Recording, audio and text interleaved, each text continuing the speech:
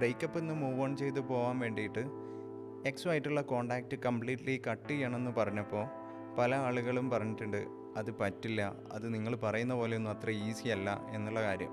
അവർ പറയുന്നത് നമുക്ക് മനസ്സിലാവും, നല്ല വിഷമമൊക്കെ ഉണ്ടാവും. നമ്മൾ പറയുന്നത് ഒറ്റയടിക്ക് കോണ്ടാക്റ്റ് സ്റ്റോപ്പ് ചെയ്യാൻ പറ്റുന്നില്ലെങ്കിൽ നമ്മൾ ഗ്രാജ്വലി പരമാവധി അവരുമായിട്ട് അകലം പാലിക്കുക എന്നുള്ളതാണ് വേണ്ടത്.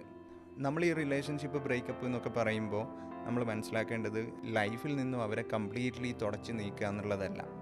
ലേറ്റർ ഒരു സ്റ്റേജിൽ അവരുമായിട്ടൊരു ഹെൽത്തി കോണ്ടാക്റ്റ് കമ്മ്യൂണിക്കേഷനൊക്കെ കീപ്പ് ചെയ്യാൻ പറ്റുന്ന രീതിയിലേക്ക് നമ്മൾ എത്തുന്നത് വരെ നമ്മൾ കംപ്ലീറ്റ്ലി അവരുമായിട്ടുള്ള കോണ്ടാക്റ്റ് കട്ട് ചെയ്യുക എന്നുള്ളത് മാത്രമേ ഉദ്ദേശമുള്ളൂ.